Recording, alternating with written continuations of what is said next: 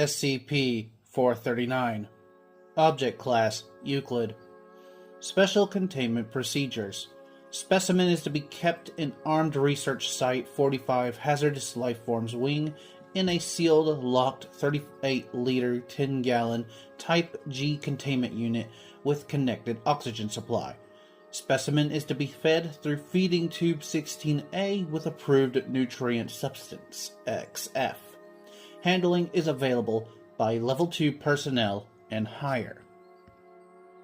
Description: SCP-439 is an insect of unknown origin, somewhat resembling a grayish-coming earwig, approximately 2.8 centimeters in length, originally located and obtained in mainland China. No other specimens have been found as of yet. SCP-439 is relatively harmless when encountered on safe terms, aside from the ability to deliver a firm, painful pinch with its abdominal forceps. Its true hazard this creature poses lies in its habitat, construction, and reproduction, which initiated when the specimen enters the mouth of a sleeping human. This will only occur in humans. Other life forms have been presented to SCP-439 and have been ununiformly rejected. Upon location of a suitable host, the specimen will hide itself in the immediate vicinity and wait until the victim has fallen asleep. How it is able to determine the state of sleep is unknown, but it has shown to be accurate. Out of blank times, upon entering the mouth of the new host, 439 will travel down the trachea and take residence in one of the victim's lungs. Approximately 4 to 8 hours later, after awakening, the host will complain about chest pains and shortness of breath, followed shortly by abdominal cramping and tightness in the chest. Will increase as well as a fever until the host is incapacitated. It is around this time that on one set the progression occurs, and disorder is generally genetic in nature, and the disorder is fibroplasia that promotes growth of bone and muscle tissue. Since the reproduction of new bone growth is so rapid, the procedure is so quite painful for the new subject, with new bone spurs occasionally protruding through the flesh. While this is happening, the host will become compelled to seek shelter in a darkened enclosed space, such as inside household cabinetry, closet, or a heating ductwork. Within the first 3 days without treatment, the host will become completely withdrawn and immobile due to the extreme pain of new bone growth, coupled with the difficulty breathing. At this point, the subject's body will begin its final stage of transformation into a bone hive. Having concealed itself in its new home, the body of the host will be huddled in a fetal position. Entire portions of the skeletal structure will shift along, until the body's host is roughly spherical in nature and reduced to 3/4 of its original size. New bone protrusions will occur and continue to grow, and if possible, anchor the body permanently to its new location. The skeletal structure is almost completely unrecognizable, having been converted to a round cage to protect the internal organs and the colony. At this point, transformation is complete. The original queen that has entered the host will have produced 20 to 30,000 offspring that function as workers, drones, and warriors in a typical insect hive hierarchy. Since only the queen is capable of reproduction, the rest of the hive's inhabitants are fortunately harmless, save for large, strong abdominal forceps of the warriors. The interior of the original host is nearly unrecognizable, as the human body's certain organs have been removed, such as and used as food, while others are modified by the worker insects to serve as egg incubators. An indigenous method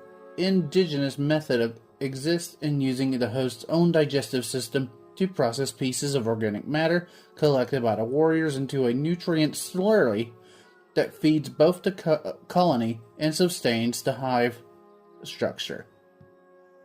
After 4 to 6 months, the new queen will emerge from within the ranks and choose a drone to mate with. At this point, the colony will destroy itself by rupturing blank, upon which the majority of the insects die. Workers and drones are unfit to survive outside the hive host, and warriors will abandon the site, wandering away, their tasks complete. No food will be consumed by the warriors that isn't nutrient slurry. produced by the hive. The new queen will venture out, fertilize, and search for her own hive. Incredibly, the trauma of evacuation is not what finally causes biological activity to cease in the hive, but starvation. Addendum.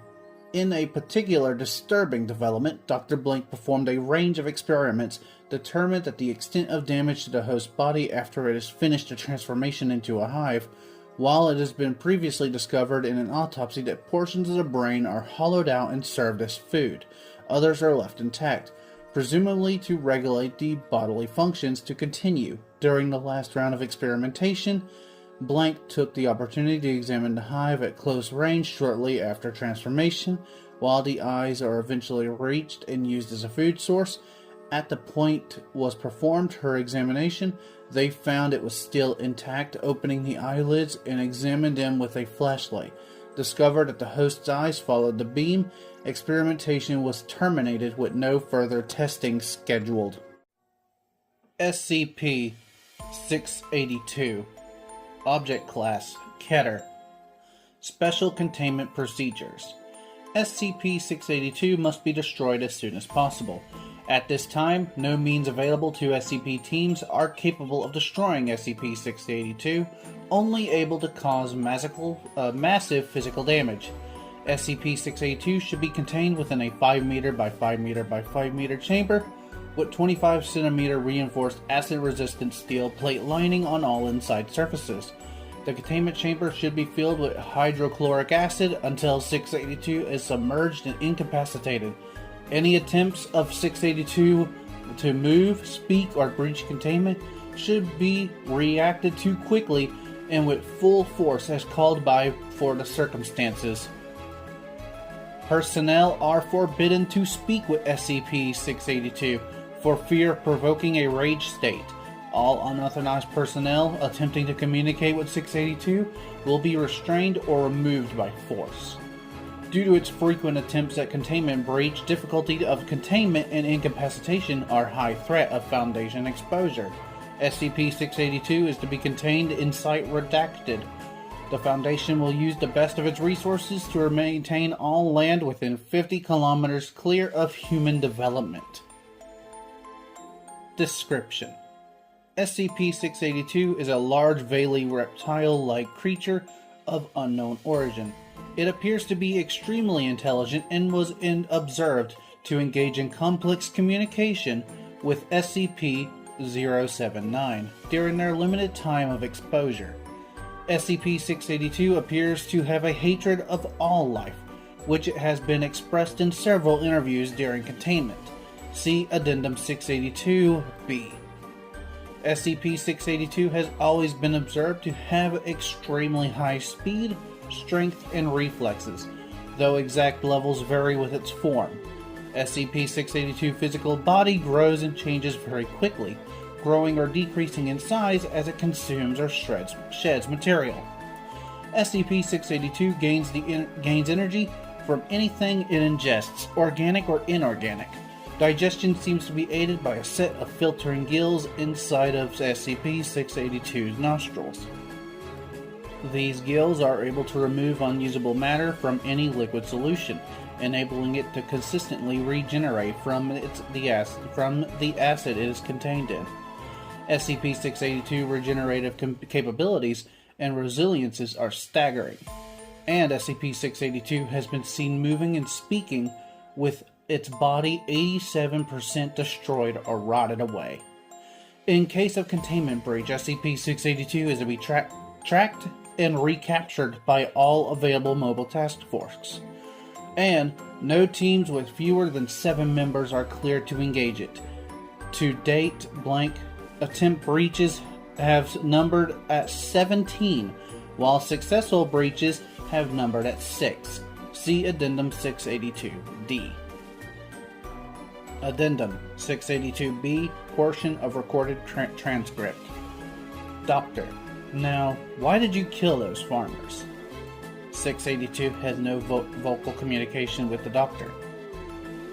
If you don't talk now, we will remove you from this attempt and place you back into SCP Incomprehensible. Pardon? motions to move the microphone closer. Incomprehensible. Speak up to personnel D85. Move the mic closer. They were incomprehensible. To the D class. That microphone has only so much gain. Move it closer to it. Personnel. His throat's messed up, man. Look at it. He ain't talking. Gasps and screams.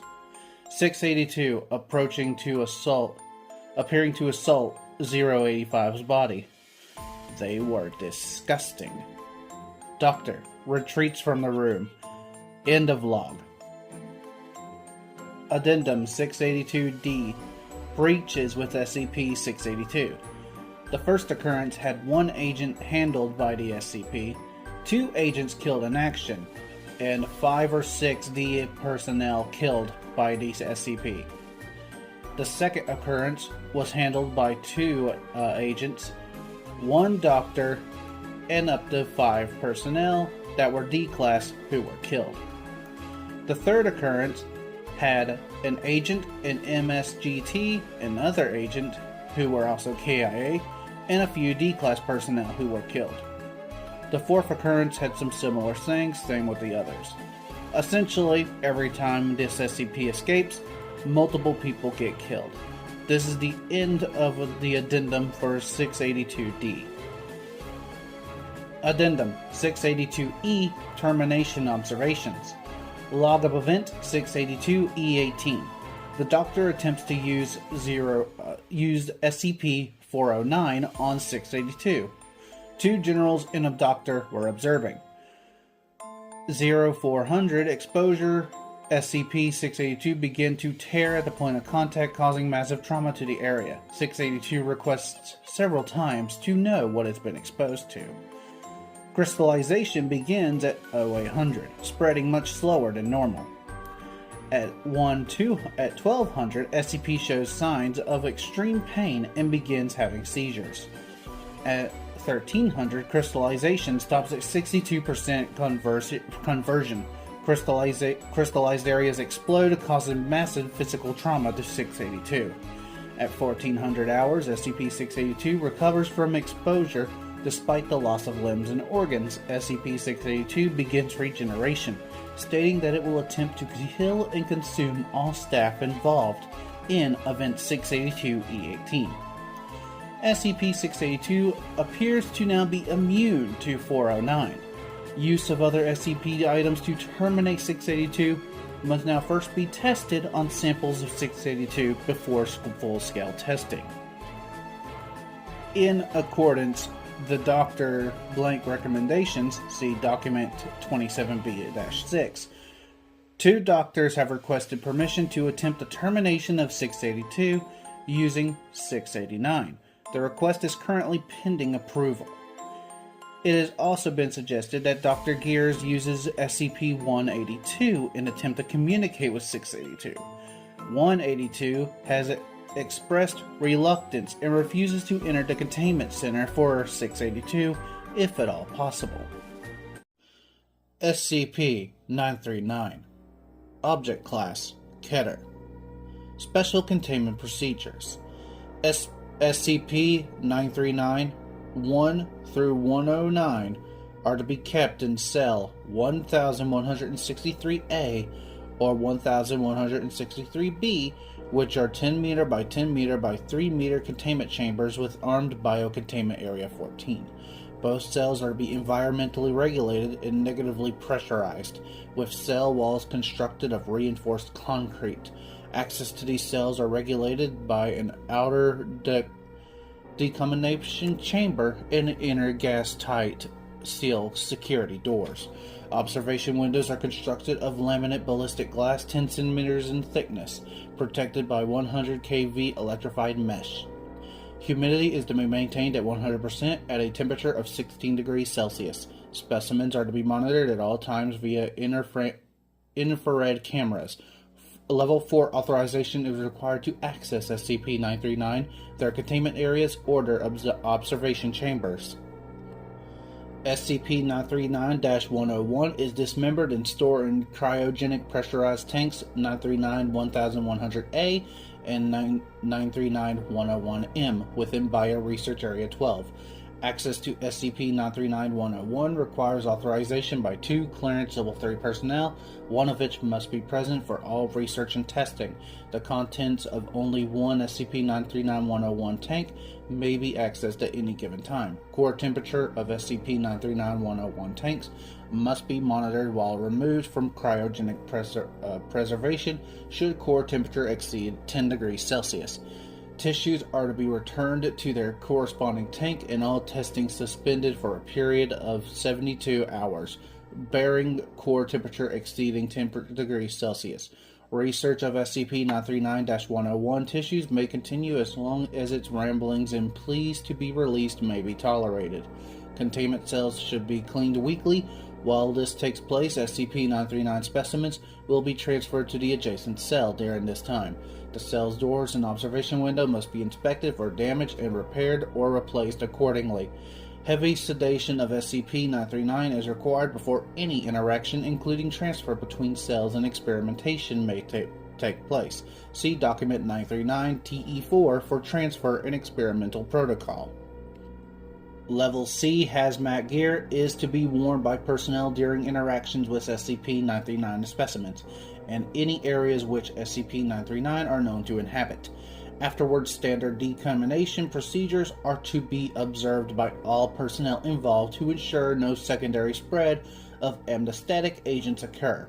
The following incident, ABCA 14-3939-3, all non-D class personnel interacting with 939 for any length of time are required to wear 2 waterproof electronic pulse monitors for the duration of such interaction.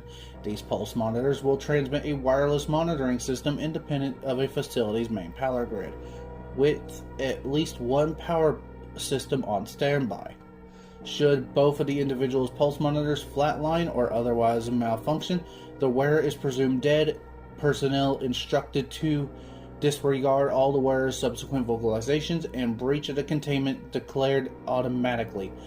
Security personnel responding to such a breach are likewise required to wear these pulse monitors. Additionally, all live SCP-939 are to be implanted with subdermal tracking devices upon capture. Description: SCP-939 are endothermic pack-based predators which display atrophy in various systems, similar to triglobotic organisms. The skins of SCP-939 are highly permeable to moisture and translucent red, owing a compound chemical similar to hemoglobin. SCP-939 average 2.2 meters tall, standing upright, and weigh an average of 250 kilograms, though weight is highly variable. Each of the 4 limbs end in 3-fingered claws with a 4th opposable digit. They are covered in sedate, which are considerably augment climbing ability. Their heads are elongated, devoid of even visual eyes or eye sockets, and contain no brain casting.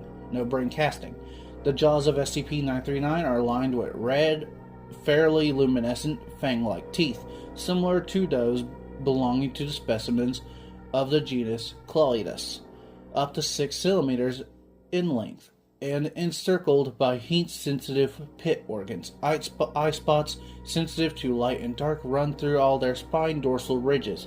These spines may be up to 16 centimeters long and are believed to be sensitive to changes in air pressure and flow.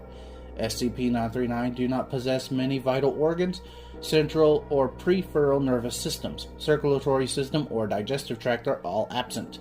SCP-939 respiratory system is atrophied and serves no apparent purpose beyond spreading AMC or AMNC227, see below. SCP-939 have no apparent physiological need to feed, nor any way to digest consumed tissue. Ingestion material typically accumulates in the respiratory system of 939 and is regurgitated once the amount is sufficient to markedly inhibit its function. Despite the absence of many vital organs, SCP-939 are capable of bearing live young. See Addendum 1016-1991. SCP-939's primary method of luring prey is imitation of human speech in the vocals of prior victims. though imitation of other species is active on nocturnal hunts have been documented. SCP-939 vocalizations often imply significant distress, whether SCP-939 understand their vocalizations or are repeating previous heard phrases of the subject is ongoing study. However, SCP-939 acquired voices is not currently understood. Specimens have been documented imitating victims despite never hearing the victim speak. Analysis of 939 vocalizations cannot be distinguished between 939 and samples of known victims' voices. The use of biometric voice recognition, security, or identification systems in any installation housing SCP-939 are strongly discouraged for this reason. Prey is usually killed with a single bite to the cranium or neck, and bite forces have been pressured to exceed 35 MPa. SCP-939 exhale minimum traces of aerosolized Class C anesthetic destinized as AMNC-227.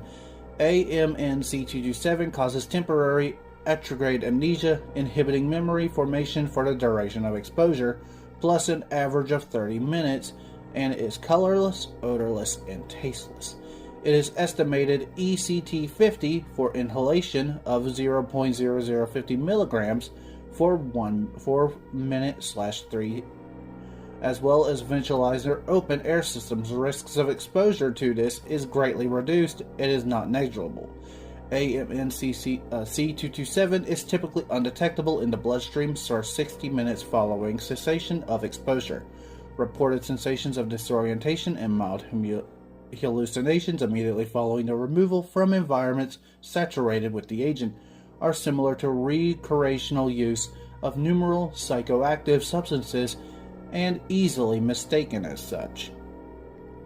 Note: 03-23-2005. This report pertains to Morphology Alpha. For information regarding Morphology Beta, see Redacted Experiment Log 914, AMTF-NU7. After Active Report Redacted. Addendum 11-14-1981.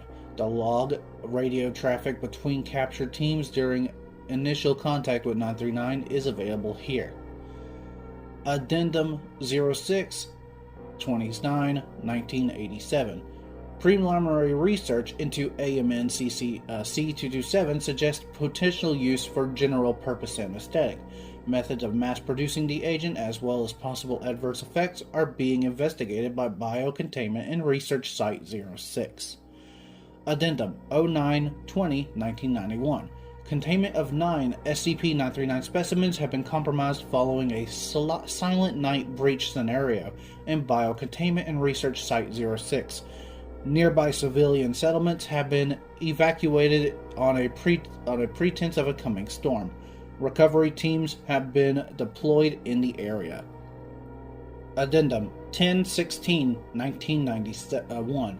In the light of this, all interactions with 939 from September 8th to October 7th in the Northern Hemisphere, or March 6th to April 4th of the Southern Hemisphere is strictly forbidden. No male specimens of 939 have yet been identified.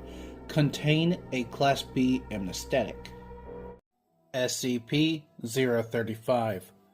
Object Class Keter. Special Containment Procedures.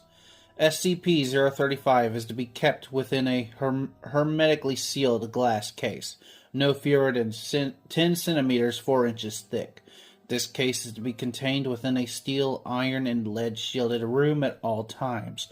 Doors are to be triple locked at all times, with the exception of allowing personnel in or out. No fewer than 2 armed guards are to be posted at all times. Guards must remain outside at all times and are not allowed within the containment room under any circumstances. A trained psychiatrist is to remain on site at all times. Research personnel are not to touch SCP-035 under any circumstances. SCP-035 must be moved to a new sealed case every 2 weeks.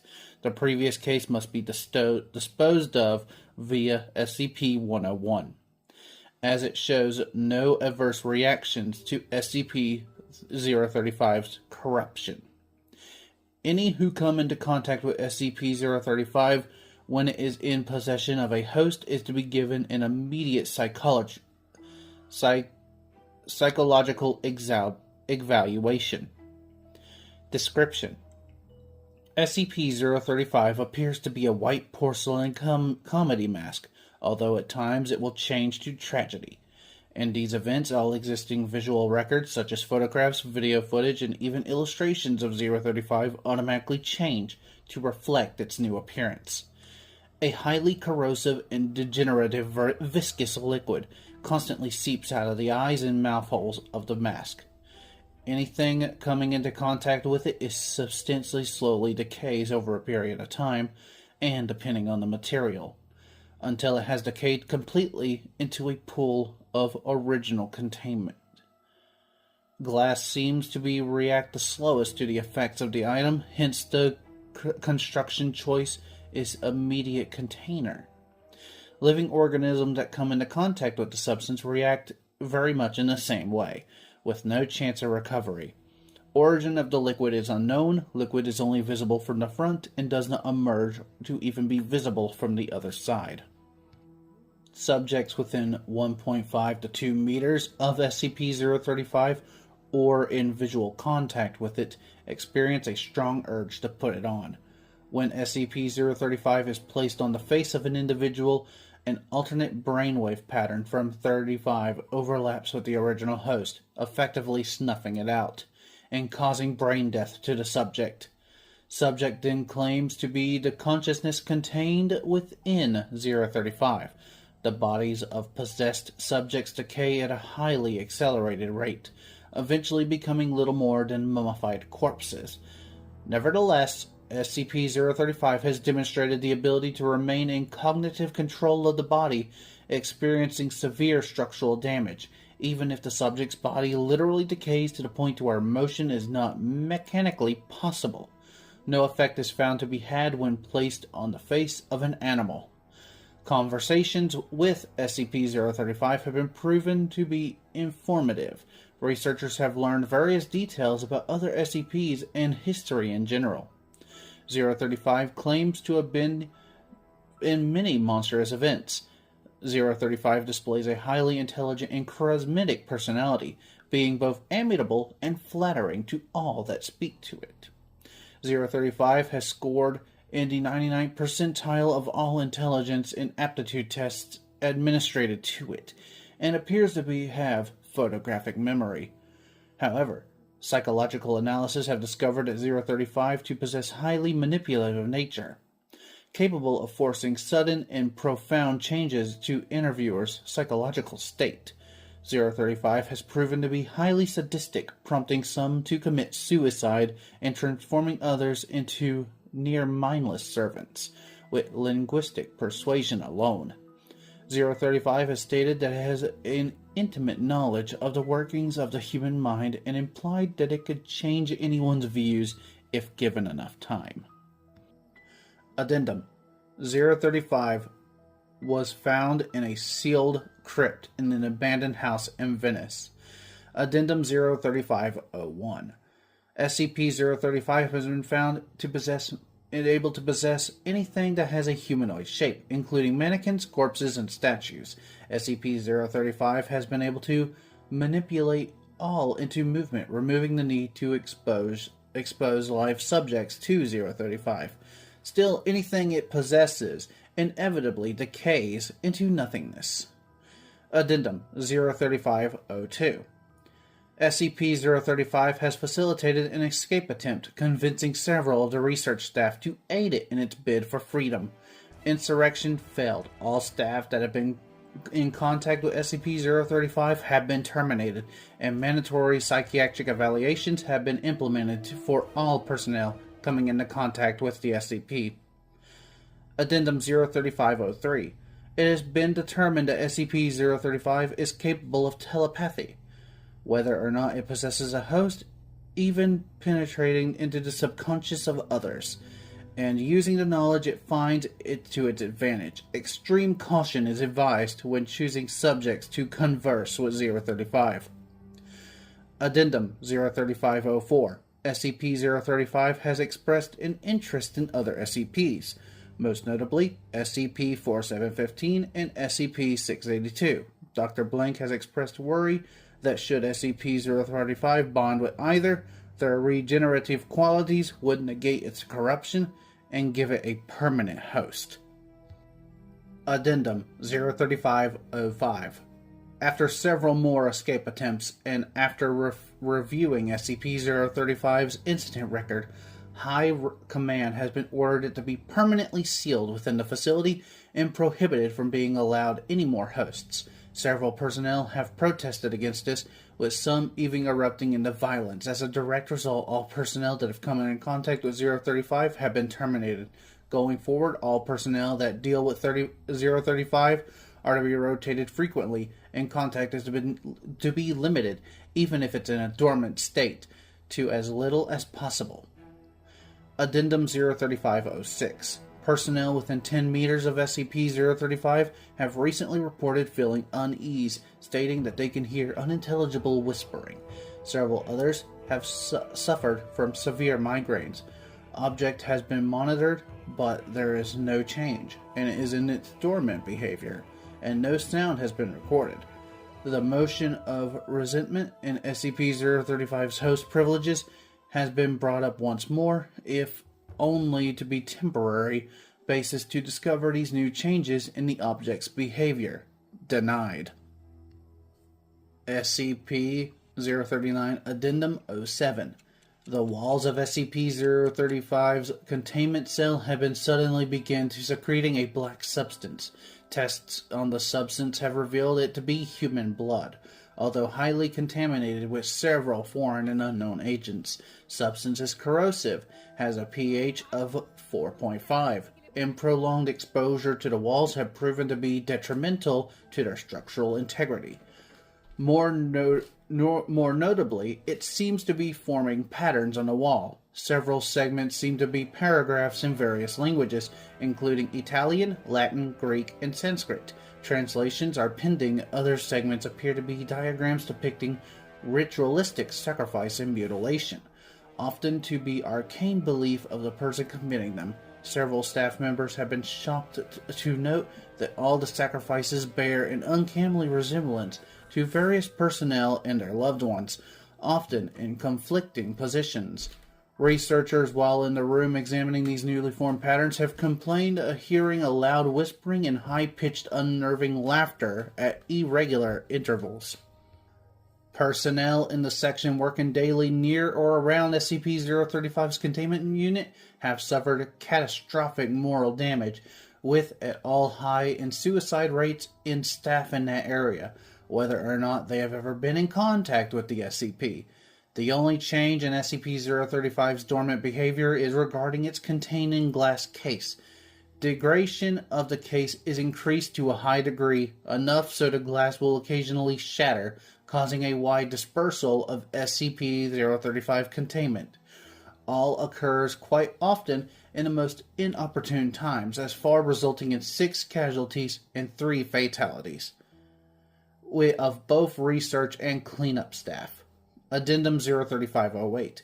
In light of the mass suicide/homicide rate of the members of the research team tasked with translating the passages garnered to SCP-035's containment cell, the moral damage in the area is general loss of staff dealing with SCP-035 to either death or insanity has been declared to coat the inner outer walls of the containment cell with SCP-148, which has proven well in the containment of SCP-132, see Document 132-01, in order to hopefully block out the high levels of negativity being emitted by 035.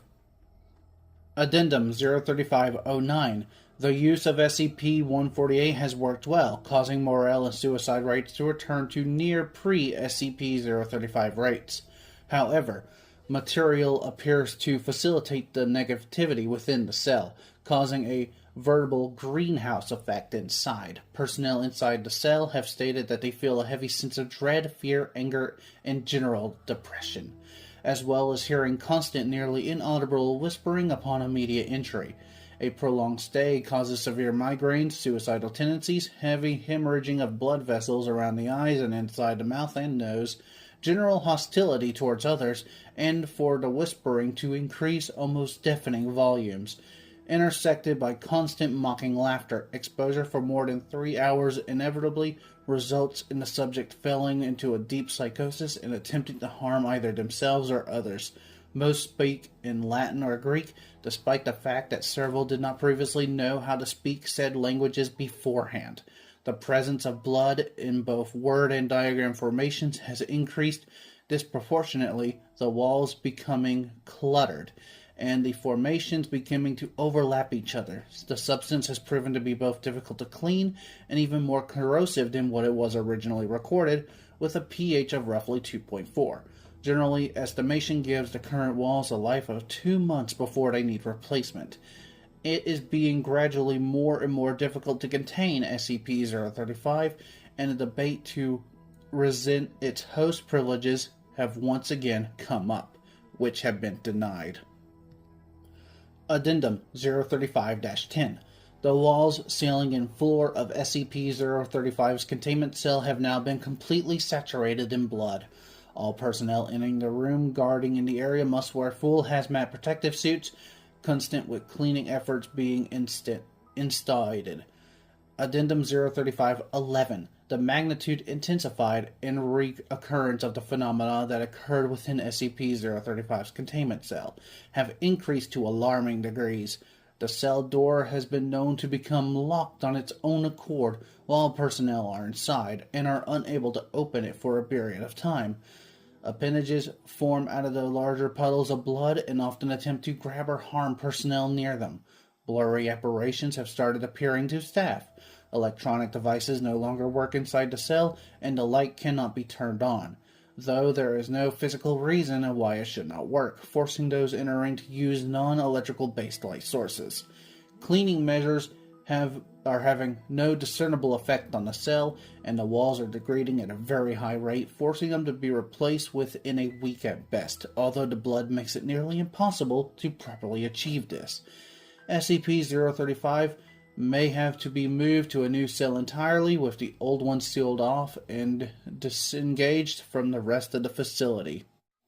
SCP-457. Object Class Euclid, potentially Keter. Special Containment Procedures.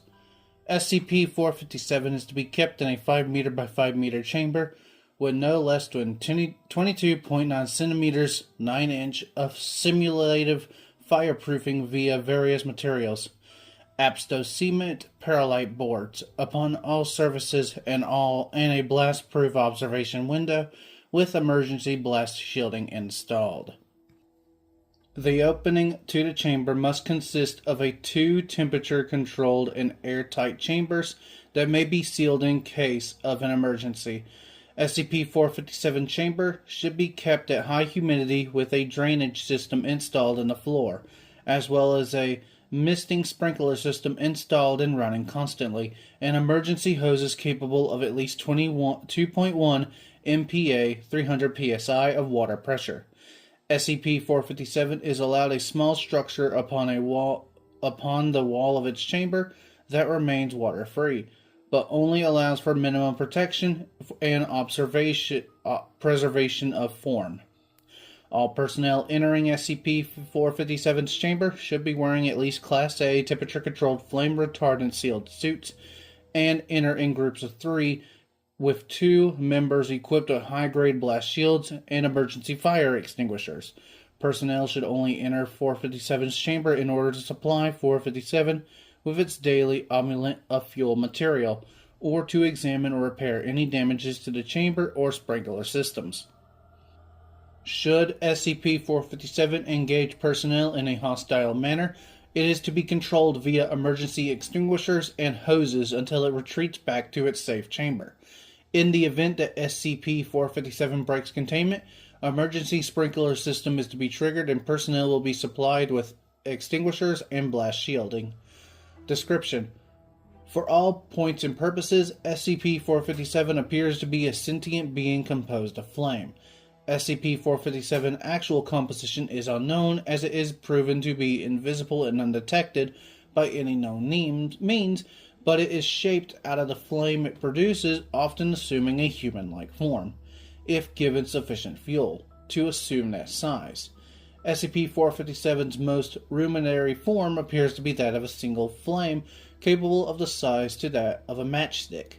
In this form, 457 possesses only the simplest of directives and shows no signs of being unusual compared to any other flame beyond the penchant for suddenly flickering to burn human hands, and the ability to jump to a more flammable materials or other flames, which it then assimilates into its total form.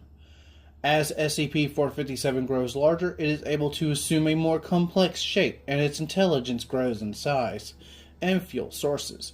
SCP-457's method of intelligence is unknown, but upon reaching the approximate human size, SCP-457 almost always assumes a human-like form surrounded by and composed of flames.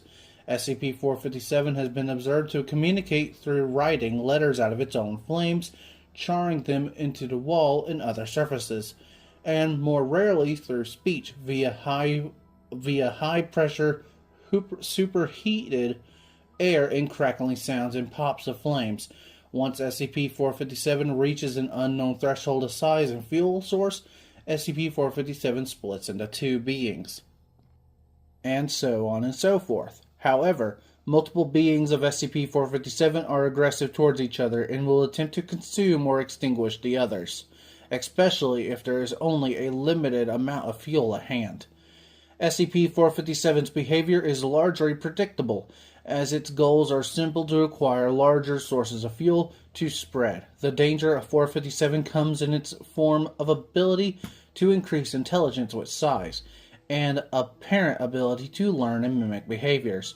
This has led to it purposely damaging and sabotaging sprinkler systems and, in rare circumstances, set up relatively complex traps. It has also attempted to trick or reason with personnel to be released or have access to more fuel. Due to 457's unique composition, invariable intelligence, and uncooperative nature, its psychology may not be accurately determined in accordance with any human analogy. SCP was recovered in blank in the summer of 2007, with multiple wildfires were attributed to it. It is unknown where or how SCP-457 initially formed, and investigations into potentially of SCP-457 being responsible for major fires is underway. Addendum: an interview between one of the doctors and SCP-457. Can you speak currently? Yes. Good. Would you mind answering some questions? No reply. I'll take that as a no. How do you feel about being confined? Crackling. Dislike. No fuel, no air. We have provided you with adequate air and fuel to survive. Cannot burn, not fuel. Are you saying you cannot grow? Grow, need, must grow. 457 moves to containment area as it is searching. How do you feel? Hungry. Do you feel anything besides hunger? No answer. 457 approaches blast shielding, separating it from the doctor. How do you feel about humans? They burn. 457 moves even closer to the blast shielding, appearing to examine the window and the doctor. How do you feel about fuel? It burns. 457 places a hand upon the blast shielding to no effect. Please move away from the window, or we will be forced to reduce your size considerably. No reply or signs of understanding. Does not move. How do you feel about water? Emits a high-pitched scream of superheated air and presses its body against the blast shielding. Please move away from the window, or we will be forced to turn the sprinklers back on. Backs away from the window, still screaming, hissing, and snapping. Do you understand that? Stay away from the window and you will not be doused. Quiet and remain still for several seconds before approaching the window again, stopping several feet away. Do you understand? Want fuel, want air, want burn, want to burn, want to burn, want to burn. Repeat self growing louder and louder and beginning to move about containment area rapidly, apparently searching the walls or ceilings for a way out. There is no way out. If you would please, what is it doing? Is it looking for a way out? At this point in the interview, 457 managed to severely damage most of the sprinkler system and damage a portion of the fuel injector that has been sustaining its intelligent form, giving it free access to several gallons of gasoline. The interview transcript was recovered via security footage from before the blast. 457's temporal breach of containment came from an explosion of sealant used attached to the blast breach of shielding and the rest of the chamber. How SCP-457 managed to learn and exploit this weakness is unknown, as it has since been moved to a higher security chamber. Addendum 2.